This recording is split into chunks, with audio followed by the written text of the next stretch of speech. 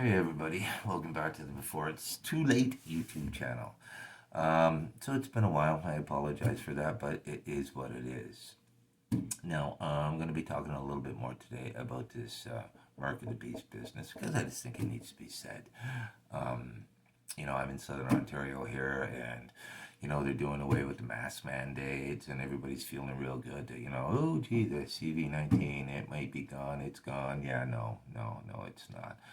They're still, as we speak, working on developing new jabs, and nothing is going away. So, um, first thing I want to point out is that from the first time in the book of Revelation, in chapter 13, from the first time we hear about the mark of the beast to the very last time that we hear about the mark of the beast, which is in chapter 16 and verse 2, a lot of things happen in between there.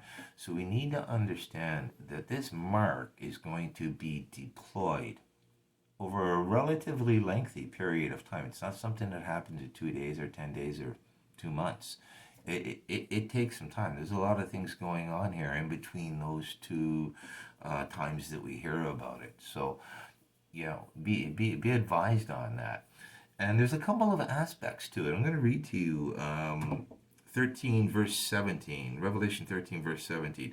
And that no man might buy or sell save that he that have the mark or the name of the beast or the number of his name. See, there's a few things happening here. There's a few things going on, right? There's the mark, there's the name of the beast, there's the number of his name. These are all different forms of identification, right? Right? We need to understand that. These are identifying markers. Now, I also wanted to talk about, and this is a tough one. Listen, everybody has somebody that they love that took it now. Or most people, right? In my world, most of the people that I love took it. Well, I shouldn't say that, about half. What happens to those people? That's a tough pill to swallow. And I get it, man. And I'm not going to try and make you feel good about it. Everybody's going to mourn in their own specific way.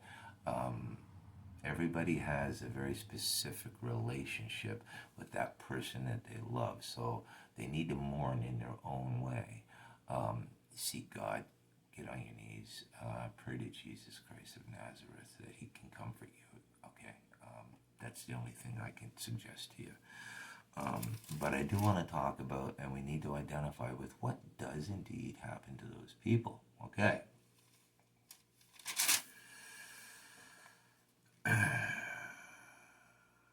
Revelation chapter 14, verse 9, please. And the third angel followed, them, saying with a loud voice, if any man worship the beast and his image, and receive his mark in his forehead or in his hand, the same shall. Okay, this shall happen. This shall happen, right? The same shall drink of the wine of the wrath of God, which is poured out without mixture into the cup of his indignation, and he shall, right, be tormented with fire and brimstone in the presence of the holy angels and in the presence of the Lamb. And the smoke of their torment ascended up forever and ever. And they have no rest day nor night, who worship the beast and his image, and whosoever receiveth the mark of his name. Okay, so that's what happens to those people. All right, and there's nothing that any of us can do about it. We can pray all we want. The word is clear. These things shall happen, and that's just the way it is. And there's one more verse that talks about it. The very last verse that concerns the mark of the beast. Chapter 16 and verse 2 of Revelation. And the first went and poured out his vial upon the earth, and there fell a noisy and grievous sore upon the men which had the mark of the beast, and upon them which worshipped his image. So it doesn't go well for them. It doesn't go well for them. So um, hopefully you have somebody in your life that hasn't taken it yet, and you can share information with it like this with them, so that maybe they won't. Right? I mean, don't just sit idly by and pray and hope that they don't. Don't just tell them that you think it's the mark and that that they should never take it. It's a bad thing. They're just going to call you a conspiracy theorist, right? Share the actual word of God with them. Share these videos with them. Let them see. Let them hear it with their own ears. Okay. Now, let's talk a little bit more about what it actually is. Before we do that, let's talk about, here's a happy note. Let's talk about what happens to those people who don't take it, right? Right? Us, right? We're never taking it, right? Okay. Chapter 15 and verse 2. And I saw as it were a sea of glass mingled with fire, and them that had gotten the victory over the beast, and over his image, and over his mark, and over the number of his name, stand on the sea of glass, having the harps of God. And they sang the song of Moses. Okay, I'll leave a link. I'll leave a link in the description. I'm blessed to have a brother that he's on the exact same page as I am, and we're able to, talk about these things and sharpen each other. He happens to be a very skilled musician. He graduated university with a degree in music, and has, since I've known him in the last year, he's been actually writing the Psalms into music. I'll leave like I said, I'll leave a link. So he hasn't done just the Psalms. He's actually done the Song of Moses. So I'm going to leave a description, or I'm going to leave a link in the description for that. So please, by all means, give it a listen. Listen to his other songs and sub to his channel, please. Okay. Now, moving on. Let's take a little bit of a closer look at this mark business for a minute. So, go to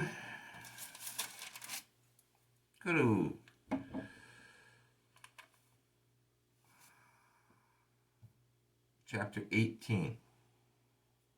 Okay, I'm going to read the second half of verse 23 here. For thy merchants were the great men of the earth, and for by their sorceries were all nations deceived. So it's, everybody knows, or they should know. If you're watching this video, you probably realize that the word sorceries in the Greek means pharmakia, pharmaceutical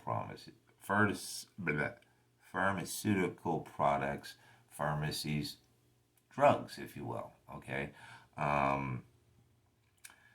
But I want to talk about this merchants of the earth. Okay, these merchants were the great men of the earth. Okay, now they, we're not talking about presidents here, right? We're not talking about global leaders, right? We're not talking about Klaus Schwab and his cronies. We're talking about merchants. We're talking about people who buy and sell, or in this case, sell. We're talking about the Bill Gateses of the world, right? We're talking about the merchants of the earth. And what did they do?